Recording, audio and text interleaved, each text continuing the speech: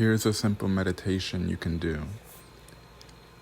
Go into meditation and say, I am completely and permanently free of any and all blights, now in a positive way for me.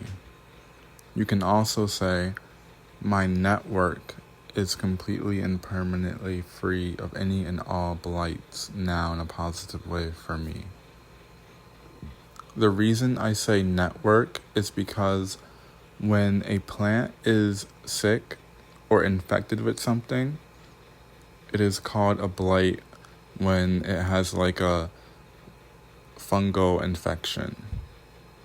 So when you are using affirmation, you're actually talking to your subconscious because you're doing a lot of calculation with your energy. So in the background, it's like using a supercomputer, but in the foreground, your consciousness isn't really aware of what's going on. So it's a lot of background computing. So you can actually subconsciously maneuver through your soul. It's not that you're maneuvering through your subconscious, it's that you're maneuvering through your actual soul.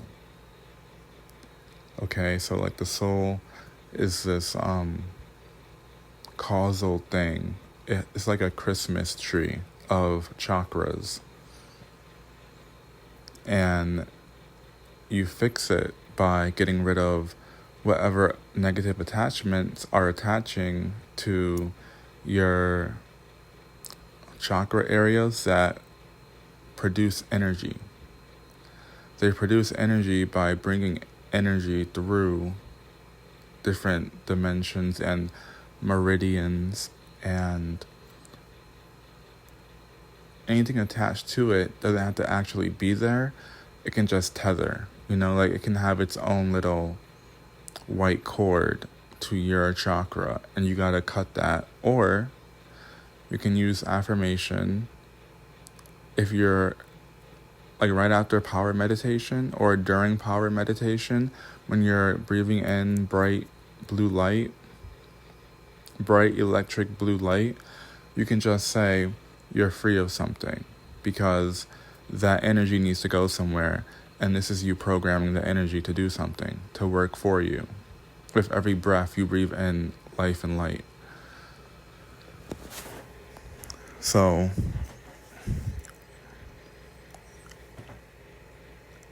the keywords that you should understand completely. And only you need to understand it. You can even make up a word, but make sure it's something that you're going to use daily or as needed. So the word blight, understand. The word network, understand. And then when you say completely and permanently free, you mean completely and permanently. And you should see it happen. You can manually visualize it happening, and this is you using your manual force, but also you can watch it happen because it might happen on its own, especially if you have activated vision. You'll be able to see it, or the ability to symbolize what you don't see.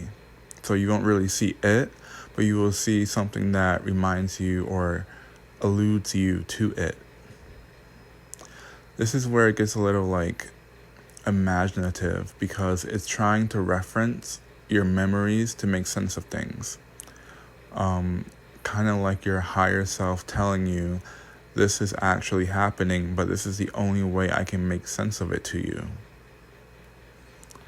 And you have to just know when that's actually happening and when you're just imagining things. So be meditative with yourself. And then you say, in a positive way for me, now, in a positive way for me in the end, because you want it to happen in a positive way for you. And that's gonna also be positive for your loved ones and whatnot. Because if that's what your subconscious believes, because again, we're using keywords in the way that we understand them. So in a positive way for me means in a way that supports me and does not hurt the people that I love or destroys the world, basically, because energy needs to go somewhere. So if you were someone who like if you were someone that was bad, then positive for you would be bad for others.